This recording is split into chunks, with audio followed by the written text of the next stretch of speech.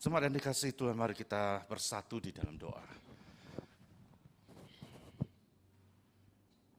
Ya Tuhan, Engkaulah harapan kami. Engkaulah tempat kami bergantung, dan kepadamu-lah kami mendapatkan jaminan hidup ini. Tuhan, kami tidak mau mencari apa-apa. Hati kami fokus hanya kepada Engkau saja Tuhan.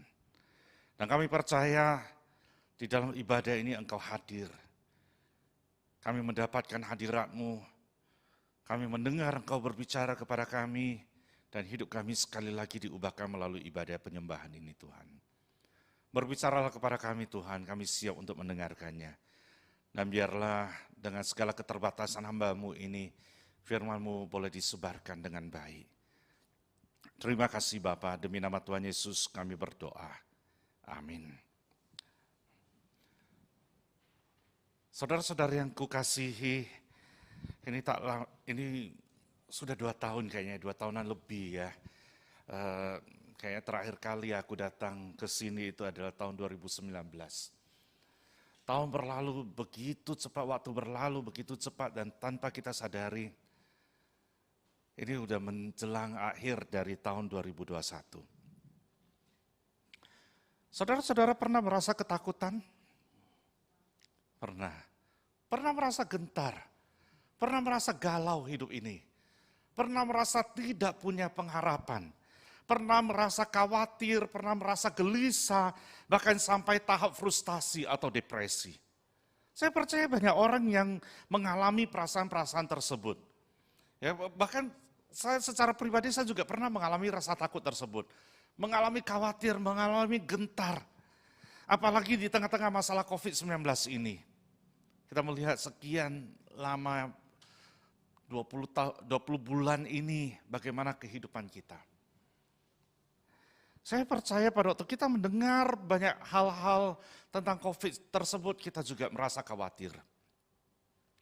Apalagi pada waktu kita dengar orang yang di dekat-dekat kita itu juga kena.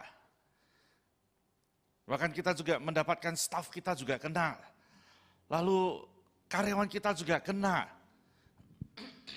Akhirnya apa yang terjadi? Semua pekerja di gereja itu di-swab. Pada waktu masuk ke rumah sakit, perasaan ini nggak enak. Dari yang sehat pun bisa sakit. Ya, pada waktu antri untuk bayar, hati ini udah mulai dak-dikdut. Gimana hasil dari swab ini nantinya. Ya, akhirnya kita mengalami banyak hal di tengah-tengah masalah COVID-19 ini. Lalu ditambah dengan mutasi dari virus ini yang terus terjadi. Dan akhirnya kita juga mendapatkan pada bulan 7 tersebut angka yang paling tinggi terjadi di Indonesia. Semua di lockdown kembali, semua merasa bahwa frustasi sekali terjadi. Perasaan ini nggak enak sekali. Ya kan, yang kita dapati apa, jemaat yang meninggal juga banyak sekali. Jemaat saya juga meninggal banyak sekali, saudara-saudaraku. Dan bisakah kita pikirkan perasaan kita pada waktu menghadapi jemaat yang satu ini meninggal, yang satu ini meninggal, yang selain meninggal lagi. Perasaan sedih itu terjadi. Dan seringkali bertanya, kapan Tuhan ini selesai? Belum lagi dampak dari ekonomi dan sosial yang bermunculan karena COVID-19 ini.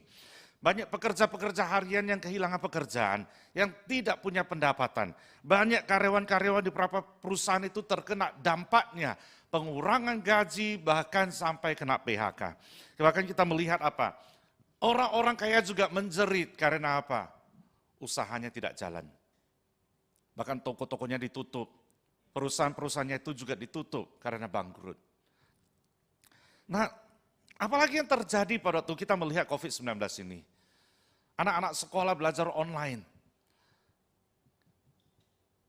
Awalnya kita mengalami kesusahan bagaimana anak-anak bisa belajar secara online. Akhirnya papa mama juga sibuk ikut belajar bagaimana mendampingi anak-anak tersebut belajar. Lalu bukan cuma belajar itu yang kita khawatirkan. Yang kita khawatirkan adalah apa yang menjadi dampak sosial bagi anak-anak tersebut. Karena anak-anak tersebut pada waktu usia belajar, mereka berkumpul, mereka belajar bersama dengan anak-anak tersebut, ada interaksi, hubungan sosial antara satu dengan yang lain. Tetapi selama Selama 1 tahunan ini tidak ada hubungan apa-apa dengan yang lain. Akhirnya seringkali kita mendapatkan anak-anak juga mengatakan aku stres. Karena menghadapi banyak tekanan. Jadi bukan orang dewasa yang stres, anak-anak kecil juga mengatakan stres, saudara-saudaraku. Dan sudah 20 bulan ini kita jalani bersama-sama di dalam hal ini. Seringkali kita tanya Tuhan, apa yang terjadi? Kita memohon belas kasihan Tuhan, Tuhan kalau boleh angkat virus ini dari bumi ini. Tetapi seakan-akan Tuhan tidak mendengar. Seakan-akan virus itu masih tetap ada sampai hari ini. Akhirnya kita terbiasa pakai masker kemana-mana. Yang kalau nggak pakai masker kayaknya aneh ya. Pernah saya sekali keluar dari mobil, lupa pakai masker. Udah jalan sampai ke toko lihat orang masker, lupa, balik lagi ke mobil ambil maskerku untuk dipakai kembali. Ya kayaknya seakan-akan hidup ini menjadi beda lagi. Nah saudara-saudaraku, pada waktu kita memikirkan akan hal ini, pada waktu kita melihat bulan 11 ini adalah Thanksgiving month, bulan-bulan yang ucapan syukur kepada Tuhan. Hari ini kita merayakan apa? Memasuki Advent yang pertama. Ya kayaknya memberikan pengharapan yang mengatakan ada pengharapan, yang mengatakan ada sukacita. Tetapi bagaimana kita merayakan hal-hal hari-hari besar ini dengan mengatakan aku punya sukacita. Saya ingin mengajak saudara-saudara untuk melihat satu bagian dari Alkitab. Dari 1 Petrus pasal 1 ayat 3 sampai 7. Mari kita buka Alkitab kita. 1 Petrus pasal 1 ayat 3 sampai 7.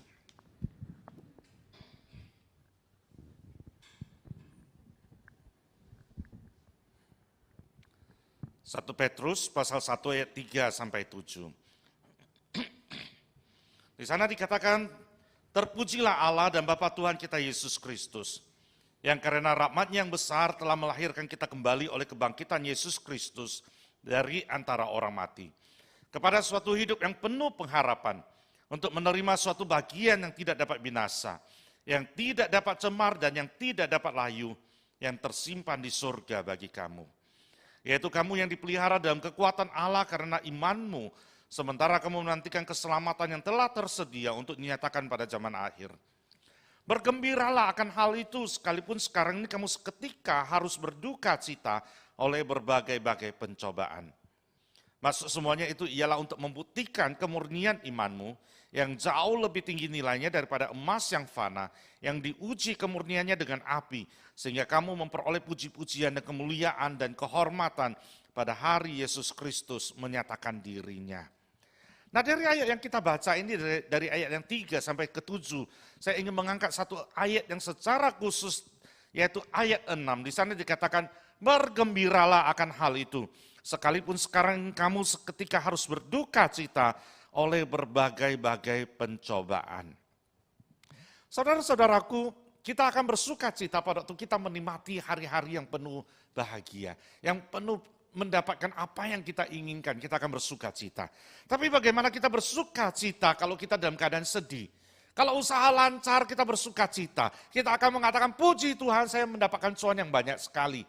Pada waktu anak-anak semua sukses kita akan mengatakan puji Tuhan. Tetapi pada waktu ada satu kejadian duka cita terjadi di tengah-tengah kehidupan kita. Bagaimana kita bisa mengatakan aku bersuka cita? Tetapi di dalam ayat 6 ini, di sana ditekankan, bergembiralah walaupun kalian dalam duka cita. Nah tentunya ada pengajaran-pengajaran yang akan kita gali di pagi ini. Kalau kita melihat penulisan dari 1 Petrus ini, kita melihat kembali ke belakang, kita akan melihat bagaimana jemaat mula-mula ketika mengalami campur aduknya rasa sukacita yang besar dengan rasa duka cita yang tidak kalah besarnya juga. Sebagai orang percaya mereka bersukacita karena Yesus telah bangkit dan memberikan jalan keselamatan yang tidak dapat binasa. Itu ada di ayat yang keempat. Tetapi bukan itu saja, tetapi pada waktu mereka menghadapi kehidupan real tersebut, mereka mendapati kehidupan nyata mereka itu berbeda sekali. Di sana dikatakan mereka bersuka cita karena Tuhan sudah memberikan jalan keselamatan buat mereka. Tetapi di tengah-tengah kehidupan dunia yang masih mereka jalani tersebut, mereka mendapatkan apa? Mereka mendapatkan bahwa mereka itu tertindas. Kalau kita melihat latar belakang tersebut, kita akan mendapatkan bahwa jemaat mula-mula tersebut, mereka mengalami eksekusi, mereka mengalami tindasan, mereka dianiaya, bahkan diburu untuk dibinasakan. Bagaimana perasaan mereka pada zaman itu? Saya percaya kita mengalami kejadian-kejadian juga. Pada tahun 98, kita menjadi ketakutan. Kita melihat banyak orang yang turun ke jalan, menganiaya, merampok. Hati kita juga takut. Kita pernah mengalami apa yang mereka alami seperti itu. Tetapi mereka belajar satu hal, mereka belajar untuk bersuka cita. Karena mereka merasakan itu ada pengharapan di dalamnya. Bagaimana kita menyaksikan hal itu? Bagaimana kita membuktikan bahwa mereka itu bersuka cita? Kalau saya membaca satu buku yang berjudul Batu-batu tersembunyi dalam pondasi kita. Nah, buku itu menceritakan bagaimana mereka bertahan di tengah-tengah kesusahan mereka. Ada satu kalimat yang indah sekali.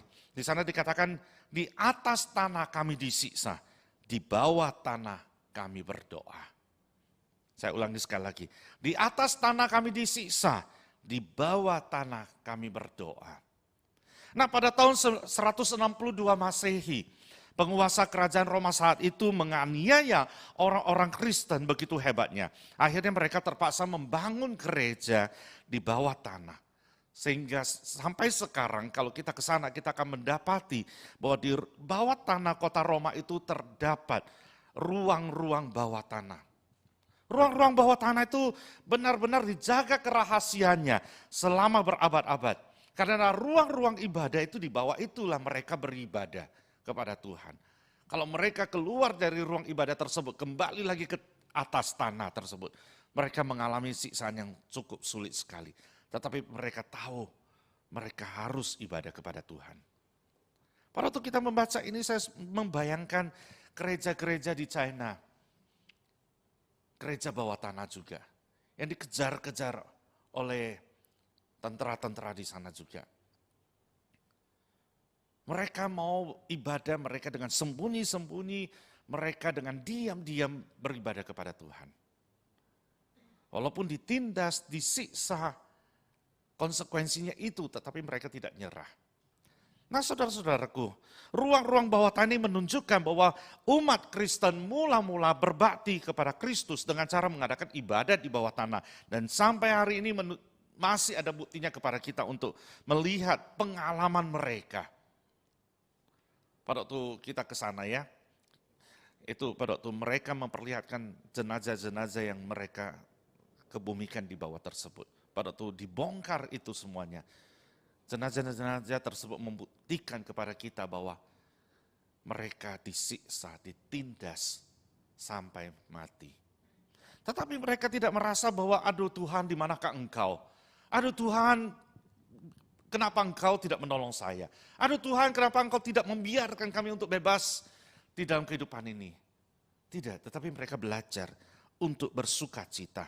Di tengah-tengah pelayanan, di tengah-tengah ibadah, di tengah-tengah tekanan tersebut, mereka terus hatinya terfokus hanya kepada Tuhan. Apa kata dunia? Kalau kata dunia mengatakan, kalau kamu mendapatkan sesuatu baru kamu bisa mengatakan bersyukur kepada Tuhan. Akhirnya apa yang diandalkan manusia? Manusia mengandalkan, wah kalau saya punya banyak uang maka saya akan mantap hidupku. Kalau saya punya uang di deposito, kalau saya punya simpanan uang yang banyak, maka saya akan mendapatkan rasa pengharapan yang kuat sekali. Tetapi tolong tanya saudara-saudara sekalian, pada waktu Indonesia mengalami krisis ekonomi, apakah kita mendapatkan pengharapan dari uang yang kita pegang itu? Tidak.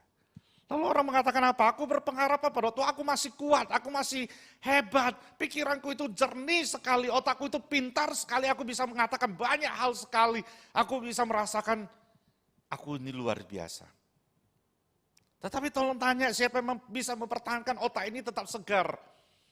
Siapa yang bisa mempertahankan bahwa otak ini tetap pintar? Saudara-saudaraku, pada waktu umur 40 mulai masuki 40. Ya. Otak ini mulai mundur. Sekarang memasuki umur 50. Seringkali saya buka WhatsApp. Mikirin mau tag seseorang. Tetapi pada waktu pegang WhatsApp, saya buka WhatsApp lalu mikirin. Ngapain aku buka WhatsApp ya? HP di tangan, tetapi saya bisa cari HP-ku di mana ya. Nah saudara-saudara itu membuktikan bahwa otak ini mengalami kemunduran. Ya kan, tubuh ini kuat, iya tubuh ini kuat. Tetapi tubuh ini juga bisa menjadi lemah. Orang merasa apa yang bisa kupegang, apa yang bisa kulihat, apa yang bisa kurasakan, maka aku merasa punya pengharapan. Orang selalu merasa bahwa orang kaya itu selalu punya pengharapan. Orang kaya itu selalu hidupnya mantap. Tapi saya katakan, enggak. Pada waktu kita membantu keluarga-keluarga yang jatuh. Mereka punya uang enggak? Punya. Ya punya uang sekali. Tetapi di tengah-tengah kehidupan itu mereka tidak punya sukacita. Mereka kehilangan suami, mereka berduka cita. Mereka tidak bisa bangkit, kita harus temenin, kita harus follow up terus-terusan. Kita harus bangkitkan mereka. Karena selama ini kita merasa menganggap apa? Kita punya pegangan kuat, kita tidak usah khawatir, kita tidak usah akhirnya kita melupakan Tuhan. Akhirnya kita tidak menganggap Tuhan itu bisa menolong kita. Walaupun di dalam pikiran kita itu mengatakan aku ini orang percaya, aku ini Kristen. Tetapi berapa banyak kehidupan kita itu kita berpegangan kepada Tuhan. Berapa banyak kita menjalani hari-hari kita itu bersama dengan Tuhan. Nah saudara-saudaraku, di sini dikatakan bergembiralah akan hal ini sekalipun sekarang ini kamu seketika harus berduka cita. Inilah sukacita Kristiani yang tidak terpengaruh oleh situasi, yang berlawanan dengan prinsip dunia ini. Kita mendapatkan apa? Sukacita di dalam Tuhan. Lalu mungkin Anda mengatakan bagaimana bisa bersukacita kalau orang yang kita cintai itu meninggal dunia. Nah pada waktu kita berpikir seperti itu, saya akan mengatakan, untuk apa hidup di dunia ini? Seringkali saya mengatakan kematian bukan merupakan suatu aib, kematian bukan sesuatu yang nais, bukan sesuatu yang celaka. Tetapi kematian itu apa artinya? Membawa kita masuk kepada kekekalan bersama Tuhan.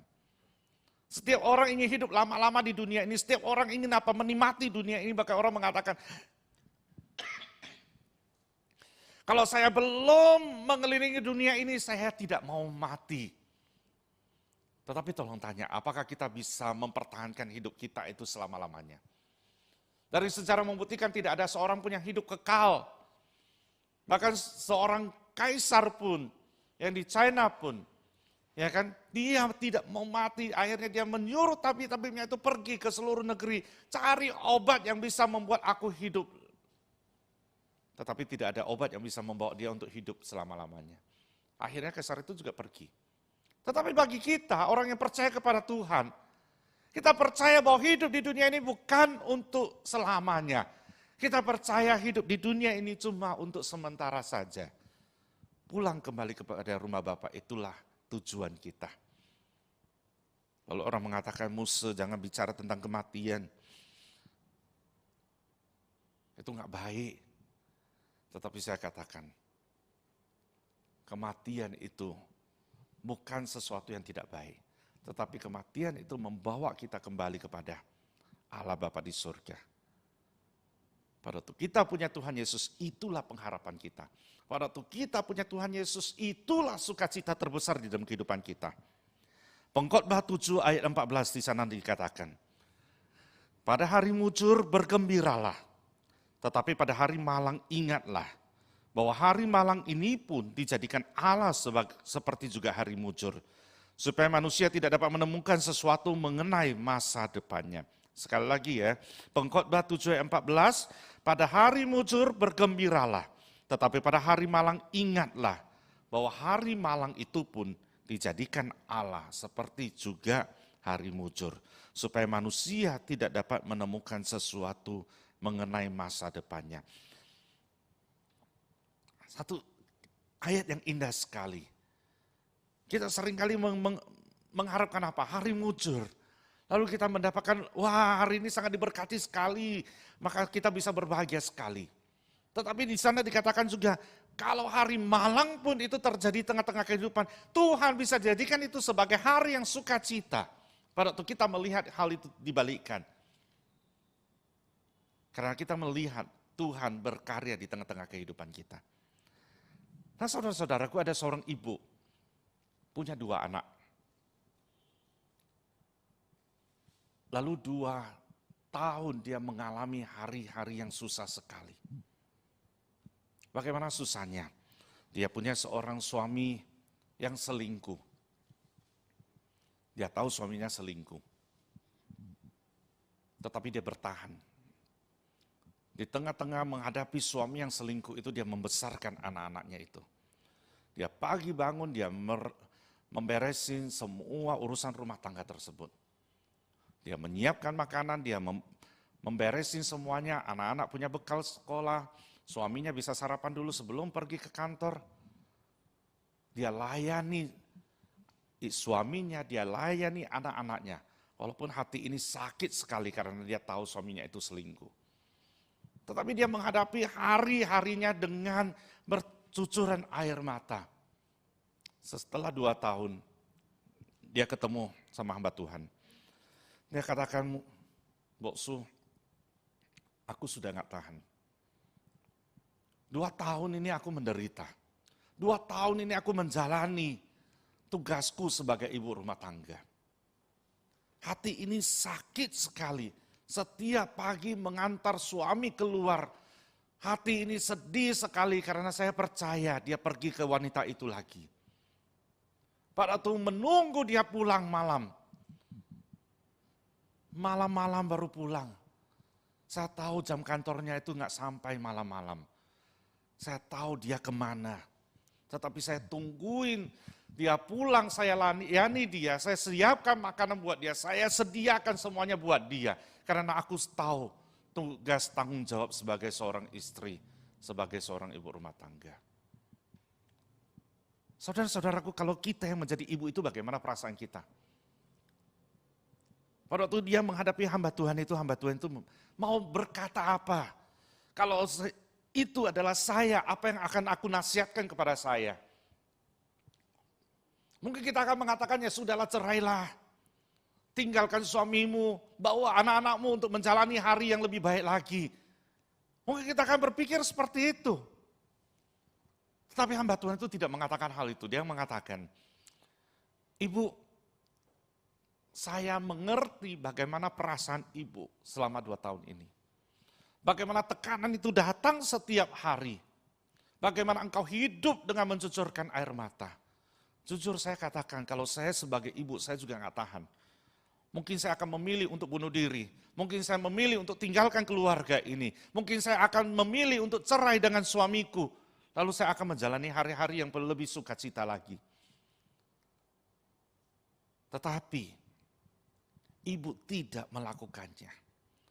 Di tengah-tengah proses pembentukan ini 2 tahun ibu mengalami hal-hal seperti itu. Karena ada Tuhan bersama dengan engkau. Karena ada Tuhan yang menyertai hidupmu senantiasa. Karena ada Tuhan yang memegang tanganmu di dalam menjalani hari-hari ke depan. Nah saudara-saudaraku, kita ingin hidup bahagia, kita ingin hidup sukacita, kita ingin hidup kita itu selalu dipenuhi apa yang kita pikirkan. Tetapi hidup ini tidak seindah apa yang kita pikirkan. Tidak semulus apa yang kita bayangkan. Tuhan juga katakan apa? Aku tidak pernah menjanjikan langit selalu biru. Tetapi aku menjanjikan tangan pengasihan yang menopang hidupmu, yang menyertai hidupmu, yang pegang tanganmu, berjalan bersama-sama di dalam hidup ini. Nah itulah pengharapan kita di dalam Tuhan Yesus. Pengharapan Tuhan Yesus buat kita bukan cuma setelah kematian. Tetapi di dalam hidup di dunia ini, Tuhan menyertai hidup kita. Tuhan membawa kita melewatinya. Saya sering kali katakan kepada jemaatku, terutama jemaat Kaleb, jangan merasa bahwa tua udah gak ada gunanya. Jangan merasa tua sudah tinggal waktunya. Enggak. Walaupun sampai tua pun, walaupun tidak bisa berjalan pun, walaupun kamu merasakan sakit-sakitan setiap hari, kamu harus merasakan bahwa Tuhan itu menyertaimu. Dan Tuhan memimpin hidupmu.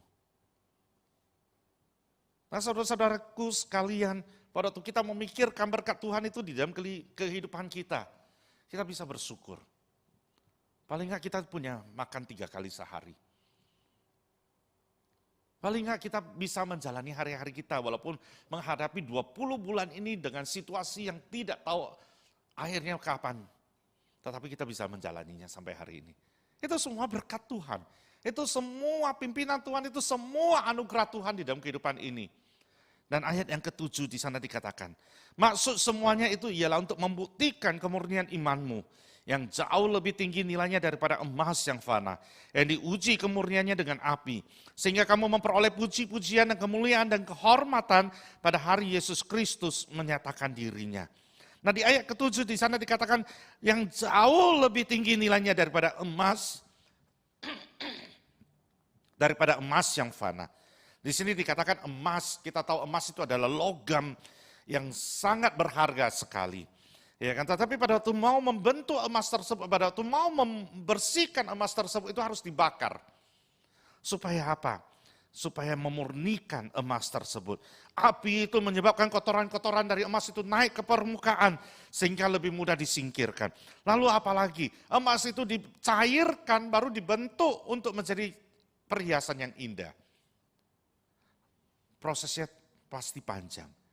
Seorang tukang emas akan mengetuk, akan memahat dan membentuk menjadi satu hiasan yang indah sekali. Nah inilah hidup kita di dalam Tuhan. Kita diproses, kita dibentuk. Pada waktu dibentuk tentu tidak cantik ya. Pada waktu emas itu, batangan emas itu dileburkan, itu menjadi cairan yang tidak indah sekali.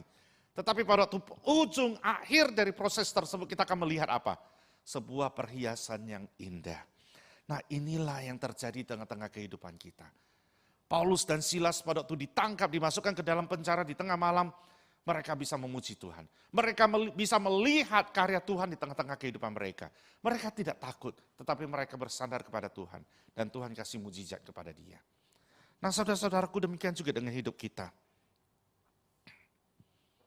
Kita seringkali ditindas, kita seringkali dipencet, kita seringkali ditekan.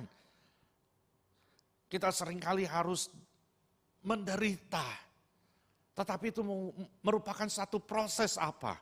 Proses untuk pengujian iman kita. Apakah kita terus bersandar kepada Tuhan di dalam kehidupan ini. Saudara-saudaraku, banyak orang percaya dianiaya oleh penguasa kerajaan Romawi. Karena iman mereka kepada Kristus. Petrus sendiri juga pernah mengalaminya. Petrus menjelaskan bahwa penganiayaan itu menghasilkan kemurnian iman. Yang diutamakan itu adalah hasil akhirnya, bukan prosesnya. Kita sekarang sedang menjalani prosesnya. Tetapi hasil akhirnya, itulah yang ingin kita capai. Pada waktu datang dari Pluit sampai ke sini, buka maps, sekitar 40-an menit. Ya. Banyak jalan-jalan yang sudah diatur balik. Kita masuk dari bandara. Bandaranya itu mutar lagi. Kayaknya kita salah jalan deh, cari lagi. Ya kan, rupanya nggak salah jalan, cuma jalannya udah diarahkan ke tempat lain lalu mutar balik lagi. Ya kan, yang biasanya dari Seraton langsung masuk gitu ya kan. Ini enggak, mutar balik ke tempat lain lagi baru masuk, cari-cari itu sampai akhirnya sampai di sini. Nah kalau kita melihat prosesnya, aduh lama sekali, aduh udah nggak tahu jalannya itu gimana. Mungkin kita akan mengatakan, ayo lain kali jangan lagi ya datang ke VTI ya. Enggak, tidak pernah berpikir seperti itu. Tetapi apa? Mengharapkan cepat-cepat datang ke VT untuk ketemu dengan saudara-saudara seiman yang sudah tidak ketemu selama 2 tahunan ini. Ya kan? Itulah kerinduan kita seperti di dalam kehidupan ini. Kita menjalani hari-hari yang tidak menentu. Kita menjalani hari-hari yang kapan selesainya virus, mengenai urusan virus ini. Kita menjalani hari-hari yang seperti tertutup di depan kita. Tetapi Tuhan katakan ada pengharapan di dalamku. Ada pengharapan. Pengharapan itu bukan cuma untuk kekal pada waktu kita mencapai kematian tersebut. Tetapi pengharapan di dalam sehari-hari kita. Kita pada waktu malam kita boleh menyaksikan bagaimana Tuhan memimpin hidup kita. Kita bisa menyaksikan bagaimana Tuhan menolong kita. Bagaimana Tuhan mengangkat kita dari kehidupan kita yang tidak berdaya ini. Nah saudara-saudaraku, kita tidak putus asa. Advent 1 itu mengingatkan kita akan apa? Pengharapan. Pengharapan bahwa Tuhan memberikan pengharapan buat kita. Ada seorang bapak dengan anaknya yang lagi bawa mobil. Mereka sedang masuk kepada highway. Highway itu jalan tol ya, highway. Lalu pada waktu memasuki jalan tol tersebut, cuaca berubah. Cuaca berubah lebih gelap, awan mendung, lalu angin mulai kencang. Lalu anaknya mengatakan kepada papanya, anaknya yang menyetir mobil. Lalu dia mengatakan, Papa boleh nggak kita berhenti aja dulu di pinggiran.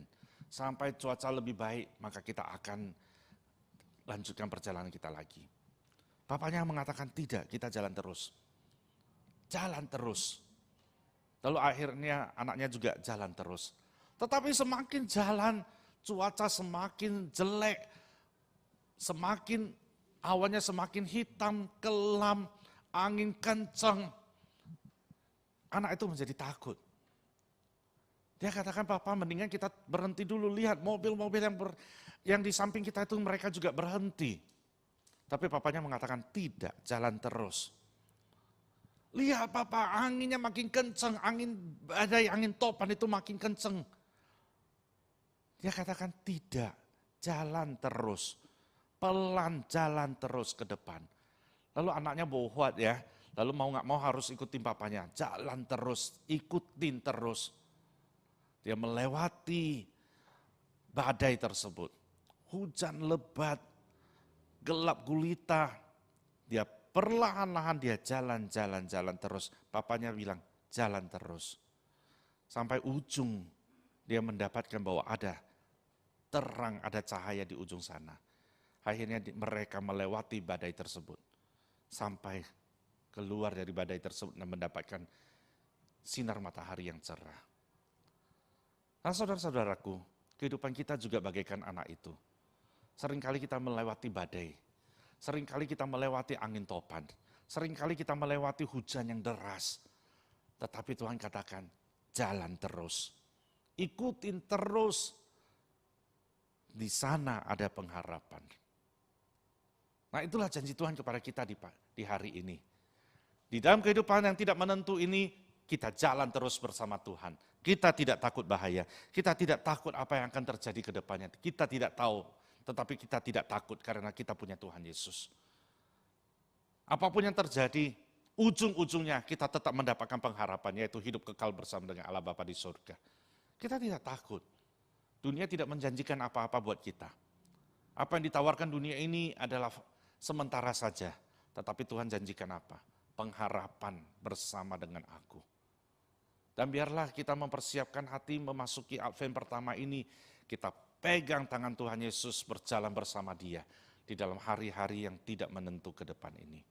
Sampai kapan virus ini kita tidak takut. Varian muncul yang baru terus bermunculan. Tetapi kita tidak takut karena kita punya Tuhan Yesus. Tidak takut bukan berarti wah aku bisa nggak pakai masker lalu sembarangan jalan-jalan di luar, enggak ya Ibu, Bapak Ibu sekalian ya. Tidak takut berarti kita tetap pakai protokol kesehatan. Tetapi hati kita tetap tertuju kepada Tuhan. Kita percaya Tuhan membawa kita melewati hari-hari yang susah ini. Dan kita aminkan ada pengharapan di dalamnya. Yesuslah pengharapan kita. Mari kita berdoa. Bapa kami yang di surga, kami bersyukur Bapa, di tengah-tengah kehidupan yang tidak menentu ini kami punya pegangan yang kuat. Kami punya pengharapan di dalam Engkau. Kami tidak takut apa-apa. Bahkan sampai satu hari kami dibawa pulang pun kami tidak takut karena kami tahu kemana kami pergi. Kemana tujuan kami. Hidup di dunia ini merupakan proses untuk pembentukan kami. Hati kami diuji terus. Seperti emas yang diuji, yang dibakar di dalam api. Kami terus menjalani hari-hari kami tidak mau berpaling kami tidak mau tertarik oleh godaan-godaan dunia ini. Kami hanya terus mau memandang kepada Engkau saja. Tuhan pimpin anak-anak-Mu di tempat ini. Biarlah mereka terus berjalan bersama dengan Engkau. Mereka bergandengan tangan dengan Engkau Tuhan. Mereka melihat ke depan, walaupun depan hitam kelam. Tetapi mereka percaya. Ada terang, ada pengharapan di dalam Engkau Tuhan. Pimpin semuanya Tuhan. Semakin hari mereka semakin mengalami Tuhan, mereka imannya semakin kuat. Dan perjalanan hidup mereka ini merupakan satu perjalanan iman yang memuliakan nama Tuhan. Yang menyaksikan Kristus yang tinggal di dalam kehidupan mereka ini. Terima kasih Bapak, demi nama Tuhan Yesus kami bersyukur dan berdoa. Amin.